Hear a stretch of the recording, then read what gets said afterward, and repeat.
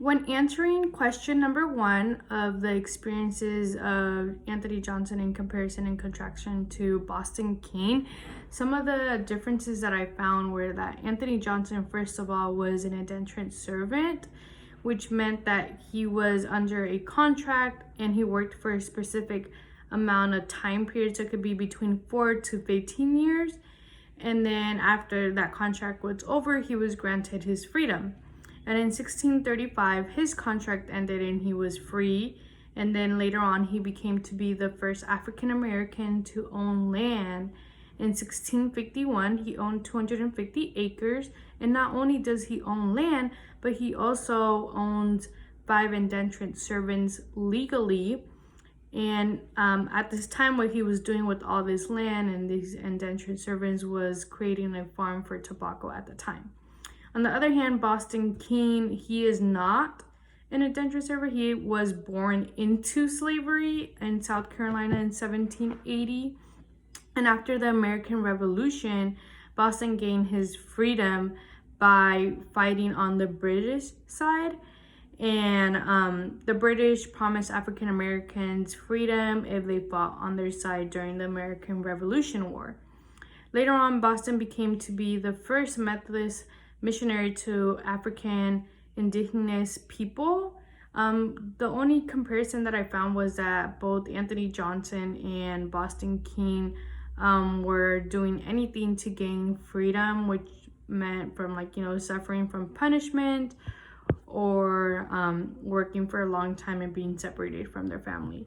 When answering question 2, both Johnson and Keene experienced different from the African American enslaved people in South Carolina during the American Revolution, because Johnson, like I mentioned in the first question, was an indentured servant, which meant he was under a contract, and then later on he was free after he fulfilled that contract.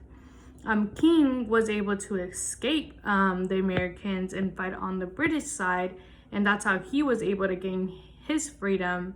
But the African Americans in South Carolina, their experiences are different from them too, because they had to go through a lot of punishment and strict rules.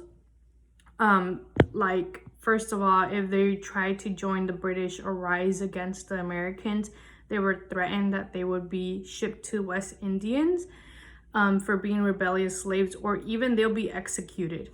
The African Americans not only wanted to fight on the British side because of freedom, but also because of past conflict between the American colonists over land. And regardless of the differences between Keene, Johnson, and the enslaved African American experiences, they were all related in some type of way because they were all promised freedom. And answering the third question, some crucial differences between Johnson, Hall, and the enslaved people was, like I mentioned before, Johnson was an indentured slave, and then Hall and then the enslaved people were obviously slaves. And not only is that a very crucial difference, but also Johnson was able to volunteer, because usually becoming an indentured servant meant like you were kind of voluntary.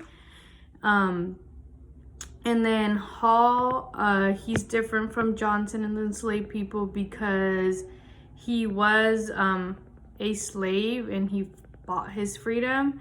But he is concerned about other enslaved people, and he actually did a petition to end slavery in Massachusetts, but it didn't work. But later on, his efforts did in some way help, because Massachusetts became to be the first state to abolish slavery. And enslaved people are different from them too, just because they had to fight in the war alongside the British to gain freedom, maybe. And then they fought on their side because they thought that the victory of British would lead to the end of slavery. But the major difference that I found is between the indentured servant and then the slaves, and how they were treated differently.